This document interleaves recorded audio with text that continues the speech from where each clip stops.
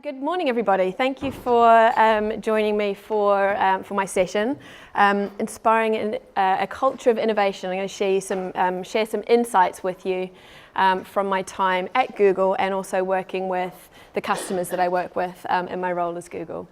Just before we get started, we're in a new room. You're probably sitting with some new faces. Why don't you just take a minute to introduce yourself to the other people on the table, give them a big smile, say hello.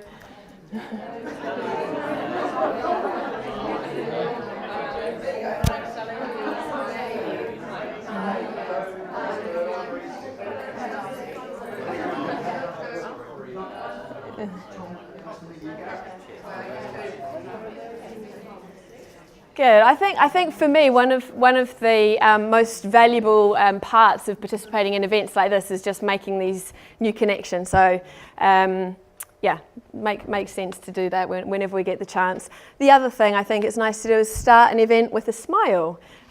You've probably all heard the science, but just in case you haven't, people who smile they feel better. So when you smile, you actually have a physical reaction to it. You feel better. You're also more likely to get promoted, and you're likely to live longer. So I think if we can try and smile a lot, that's a good thing to get out of the presentation, if nothing else. So as it says on the screen here, so my name's Wylie, and I head up what we call our change and transformation team for our Google for Work customers. I'm not going to go too deep into what that means right now, but if you want to have a chat with me about it later on, please feel free to grab me. But really what I wanted to do today is to share with you some insights into what we've seen work well internally at Google in terms of how we inspire a culture that really is driven by innovation and collaboration. And also in my role, my day-to-day role, I'm not in an HR team at Google. I work, as I said, with our customers. And help them take Google technology and use that to drive a digital transformation, which often inspires culture change and various other spin-offs. So that's what we're going to talk about today. I hope you're in the right session. Anyone want to make a last-minute dash out next door? Good. Right, so innovation can't be ordained, but you can create an environment where it's going to emerge organically. And that's really what I want to try and bring to life and just share with you the way that I think that you can really, as an organisation, bring this sort of culture to life. So, the magic formula. We've heard some really, I have to say the sessions this morning have been really great. I hope you've enjoyed them as well. Super inspiring things. I think just to touch on one of the questions that the panel talked about earlier, and I think we talked about the role of technology in driving change and transformation. And I guess I'm bound to say this because I'm from Google, we're a technology company, but I actually think that technology is a fundamental part of driving a business or a cultural transformation. It's sort of the thing that underpins everything else that happens. So by giving your employees the right technology that enables them to work in the ways that they are going to perform the best and collaborate and so on, I think that's kind of the foundation of everything else. The other two parts, being deliberate and thoughtful about how you help your employees deal with change. The pace of change is ever increasing, as you know, we hear this all the time, and it's not always easy. So helping employees really understand how they can deal with change, what the psychology of change means, and giving them the support and guidance on an ongoing basis about how to really kind of absorb all this change. And then the third piece, as part of my magic formula, is about some of the cultural aspects of the organisation. Like what's under the skin of the culture of the organisation, and how can you maybe peel back some of those layers and tweak some elements that really help, I guess, innovation come from everywhere. So those are the three things I'm just going to talk very briefly about over the series of the next 30 minutes. And we'll touch on each of them just very briefly. So step one, giving employees technology that allows them to thrive in the workplace and doesn't hinder their experience. A lot of organisations that I talk to, and I speak to the employees, and they say, you know what, the technology I have at home, what I can do on my iPhone and my Apple, my iPad or whatever it is that they use, it's easier to get stuff done at home than it is to get stuff done in the workplace.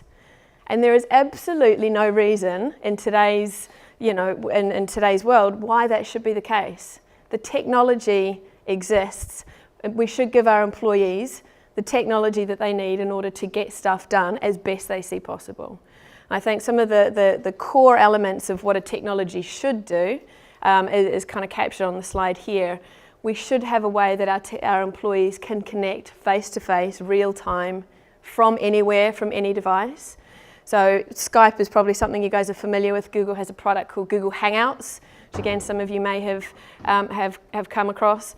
And my day-to-day work as a Googler, I spend a lot of time on Hangouts. I was on a Hangout this morning from my hotel room speaking with the team in Tokyo. It's just part of how we operate. All of our meetings are done on this Hangouts. Working from anywhere, anytime, on any device should just be a part of what we can offer our employees. And I think the number and type of devices that we're able to work from is kind of increasing and increasing. So we've got watches here. Has anyone got a smartwatch? A couple of people? Yeah. I think this type of technology and these different devices are going to continue to kind of proliferate the working environment. And just to put a little bit of context around this jazzy drawing, which is kind of sparkling away in the center here, this is actually a visual image of internally the collaboration networks at Google over a number of years when we first started using our collaboration tools internally. And it just shows the connections and the dots, they're all people, and it shows over time how through the use of the technology those networks have really built up and developed because we've got the technology that enables that. So, step one, give your employees a technology that allows them to do all of these things and it not hinder their workplace experience. Then we come to managing change. So I guess if any of you have been involved in sort of rolling out new technology, trying to roll out a new process, any type of change that you might be responsible for kind of helping to embed in your organization, you're always going to get a series of reactions, and they might not always be completely positive. And it's just our human nature to resist change. And actually, typically, as adults in particular, the reason we resist change is actually not that we're scared of the new thing, we don't like the new thing that we're being asked to either do or participate in.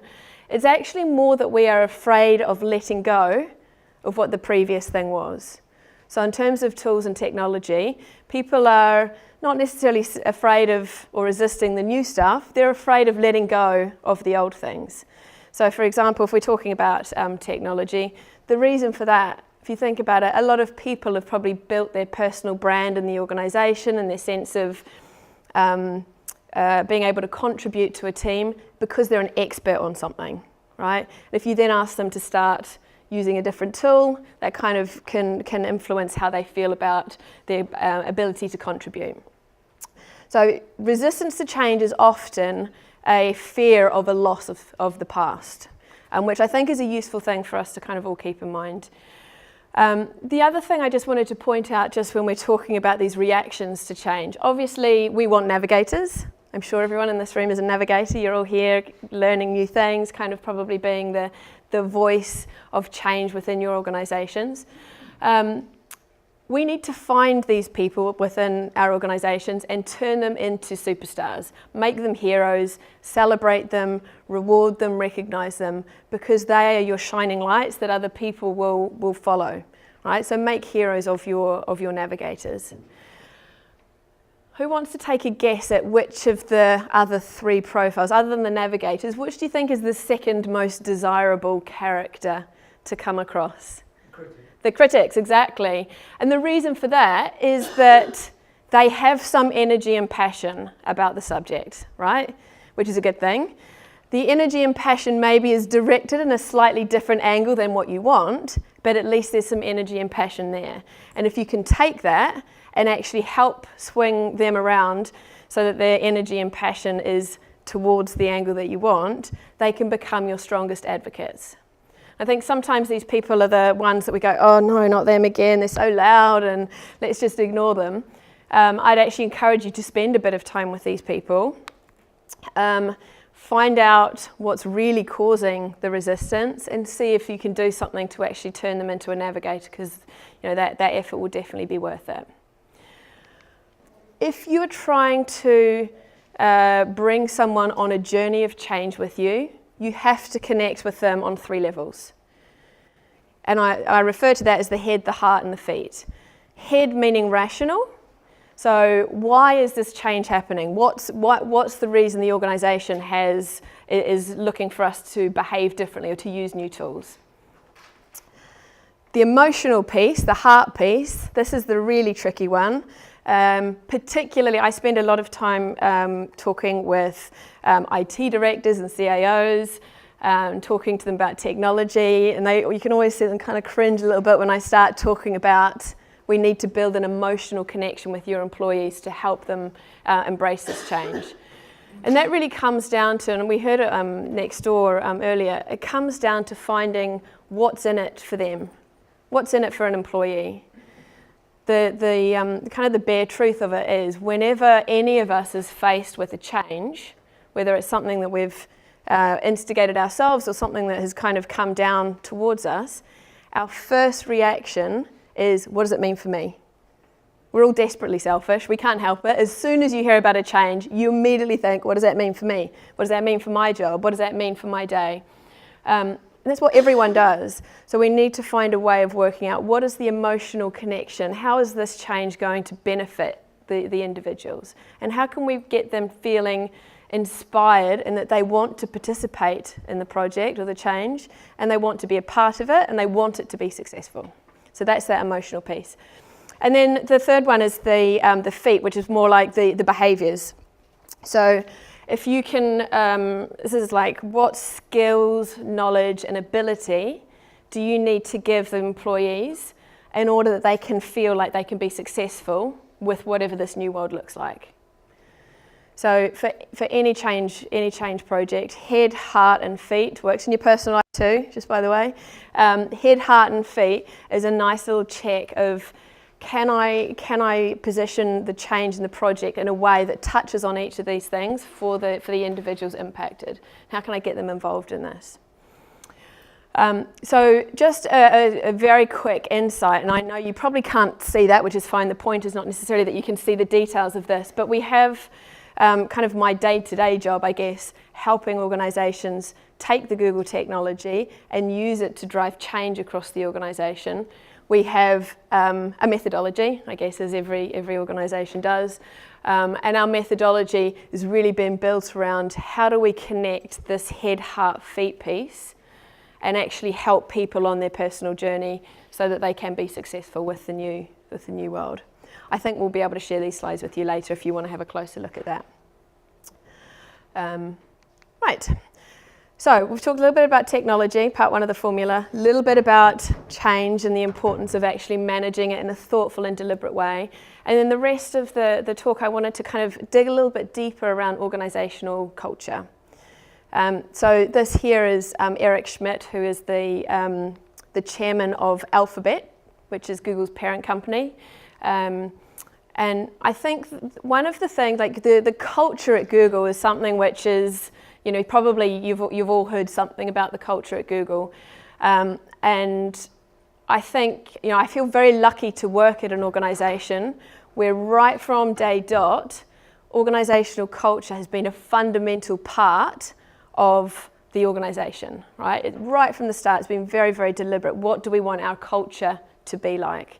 And I definitely appreciate that it's easier to have an organisation who's been around for not that many years and they've been very deliberate about culture from the start.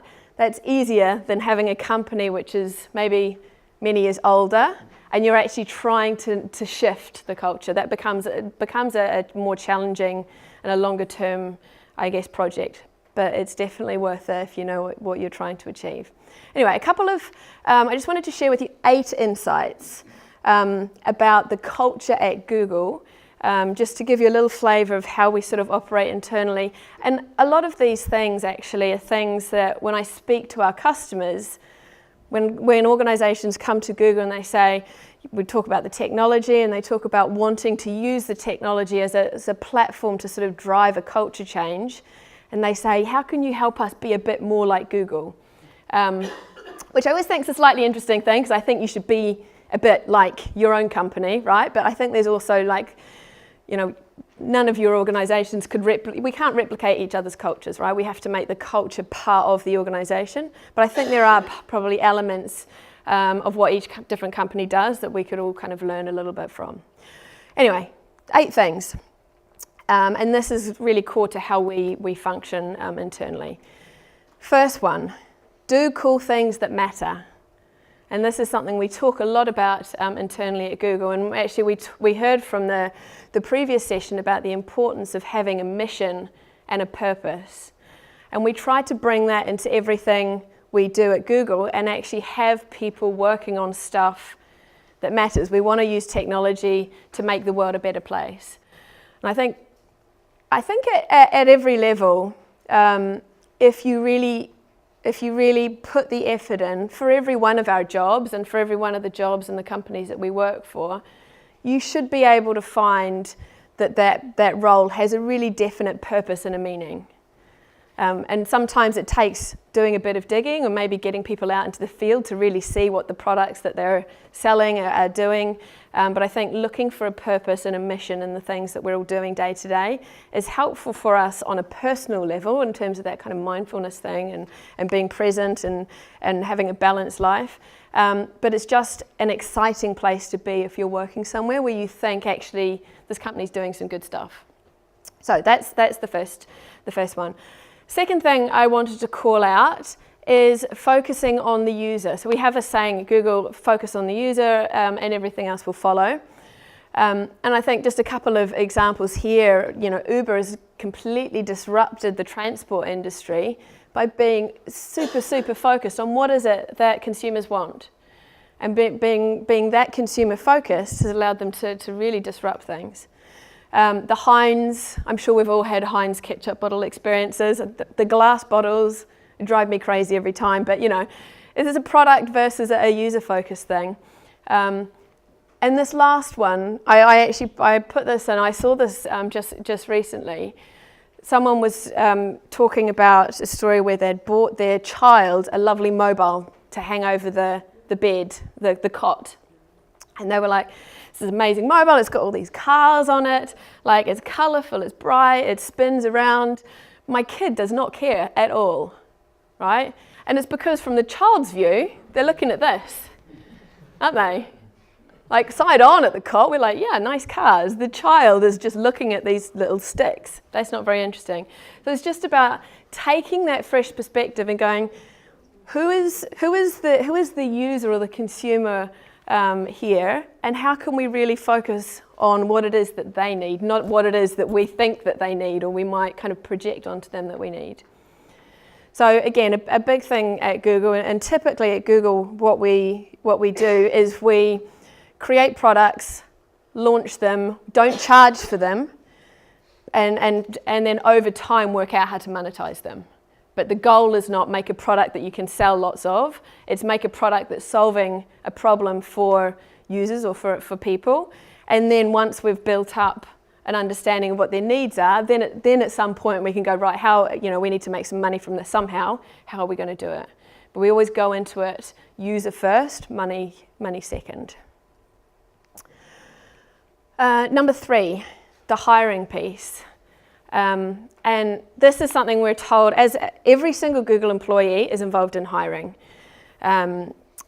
We all kind of have to, I guess, take the burden of hiring. It's a reasonably, some of you might have heard about hiring at Google. It can sometimes be a little bit of a long and arduous process. But the output is that the theory is if you overinvest resources in hiring, the rest of your HR challenges are going to be significantly lower, right? So overinvest up front, then you have a lot less challenges down the line. A little bit of insight for you. So every single person we interview, we kind of assess them or interview them on the same 4 attributes. So whether it's someone coming in at the most junior levels of the organisation, someone coming in at VP or director level, there's always 4 attributes that we kind of assess and interview on. One is role-related knowledge. This is the least important of all 4 of the attributes. And actually for some roles, we even try to find people who don't have role-related knowledge. So for example, in our HR team, we try to make sure that at least 30% of the HR team globally has no background in HR. And the reason for that is to bring a diverse thought and diverse approaches into it. Right? So we have consultants and we have a mix of people in those roles. Obviously, if you are a computer scientist and you're going to be coding products, you do need to have a little bit of role-related knowledge, right? So for different roles, there's kind of a different approach to that. But anyway, so role-related knowledge.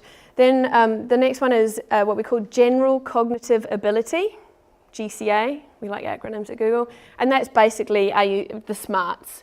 Is this someone who learns quickly, can pick things up? And obviously looking at academic record is one way of finding out if someone has got GCA. The next one is leadership. And again, as I said, for the most junior people that come into the organisation, the most senior, we look at leadership attributes for each of them. It's not just have you led people, because obviously not everyone's had that experience and it's not relevant for every role, but it's also thought leadership. And another important attribute of leadership, I think, is also followership.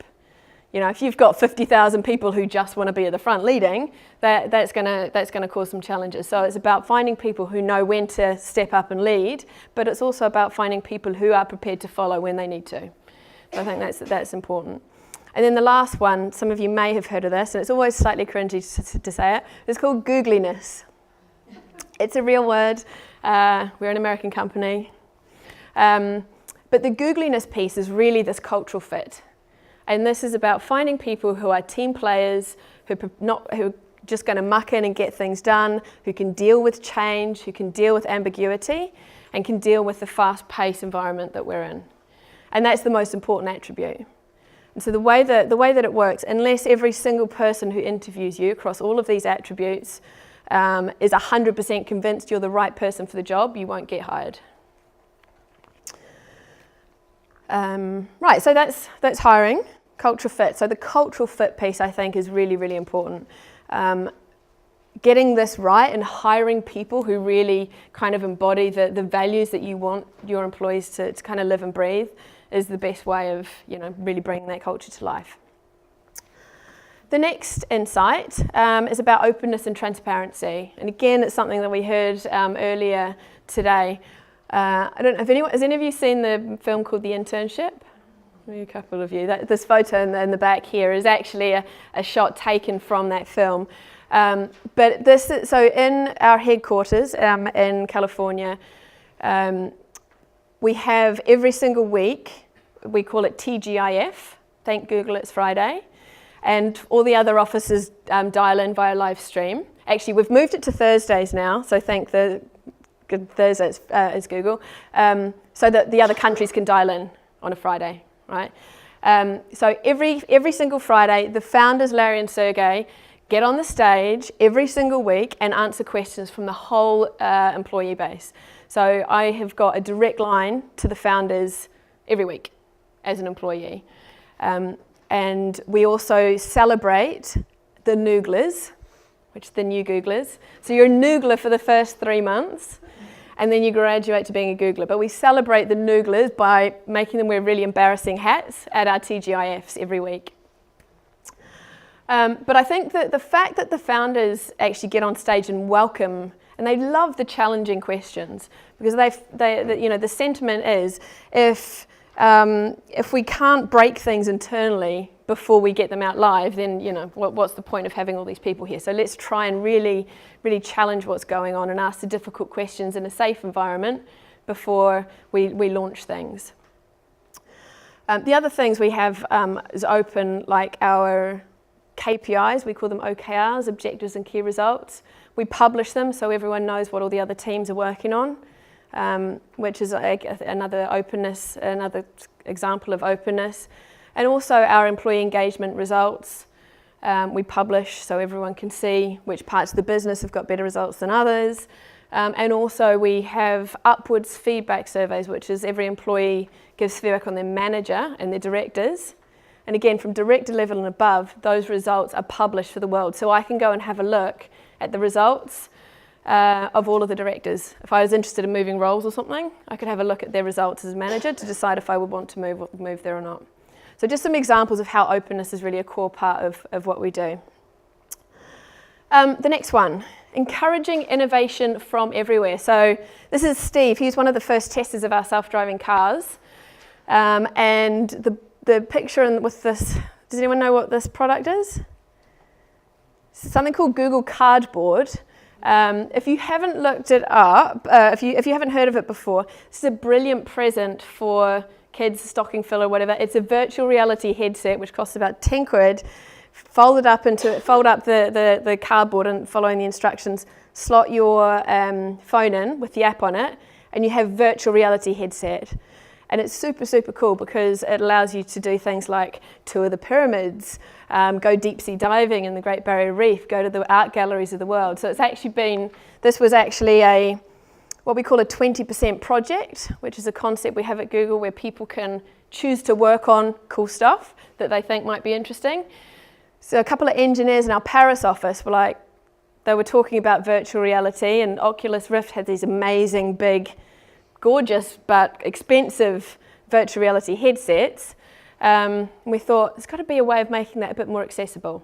So came up with this thing, 10 quid, and it kind of gives, obviously not quite the same experience, but it's a much more accessible experience. But just some examples of that ideas can come from all parts of the business. Gmail, has anyone got a Gmail account? Gmail was a 20% project from one of our engineers in Sydney. So engineers or anyone can work on it on a 20% project to kind of build out an idea, and then that can actually be built into the core of the products that we offer. Think 10x, the other word that we often use to describe this kind of concept is moonshot thinking.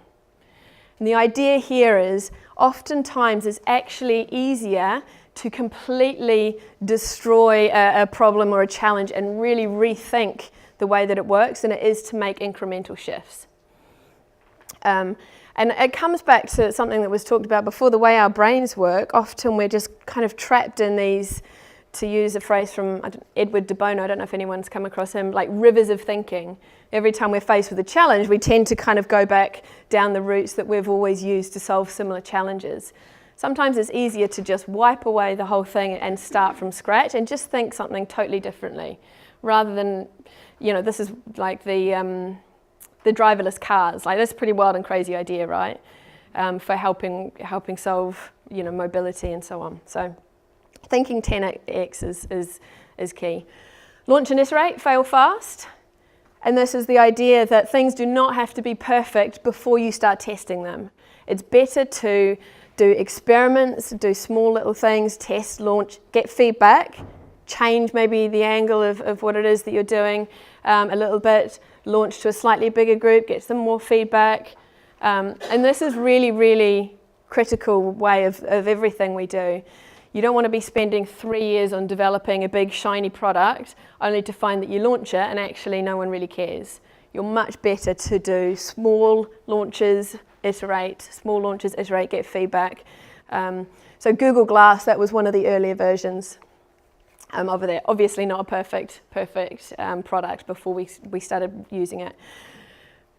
On Pinterest, there's someone, not a Google employee, someone has created the Google graveyard of all of the failed Google products.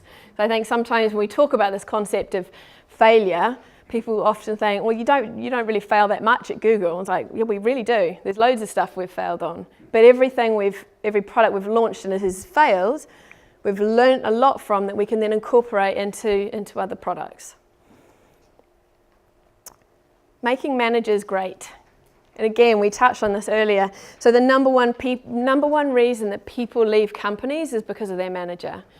Larry and Sergey in the early days of the company, they decided they weren't really sure that managers were adding a lot of value. So in Google style, they did a little experiment, got rid of all of the managers, had everyone report directly to them, just to see what would happen. And as it turns out, they realised that managers are quite important. But what that then led them to do is to find out who were the very best managers and what attributes did those very best managers have, and then how can we make everyone a great manager. You can actually look up, it's called Project Oxygen, if you want to look it up. I think there's some articles in the New York Times that just talk about, we found that there's 8 attributes that the very best managers have. None of them are rocket science either, like it's all quite common things, being a good coach, not micromanaging, looking after well-being. But this is now the way that our entire leadership development program is based around these 8 attributes. So I'm just conscious that I'm probably getting close to the end of my time.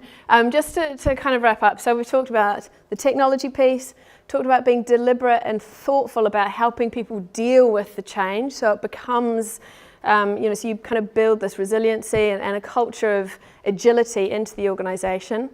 And then thinking about what are the cultural values you want your employees to live and breathe, and what can be done to kind of really bring that to life.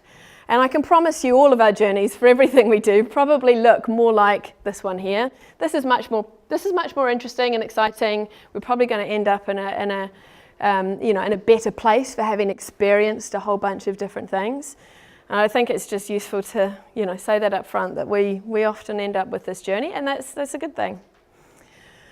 I'm just going to leave you with a quote from Laszlo Bock. Has anyone heard of Laszlo? Some of you may have done. So he's the VP of People Operations at Google. If you are interested in finding out more detail about some of the kind of HR policies and practices, he recently published a book called Work Rules, which you can take a look at, and it kind of goes a bit deeper into a lot of the things I've touched on. But I just really like this quote that I've captured up here from him about, if you give people freedom, they'll amaze you. All you need to do, give them a little infrastructure, a lot of room to change the world, and that holds true in any organisation. So I guess I would leave you with that quote, and I don't know if I've got any time for questions or not. No, I don't. Okay, come find me afterwards. Sorry, I talked a little bit too much. Anyway, thanks guys.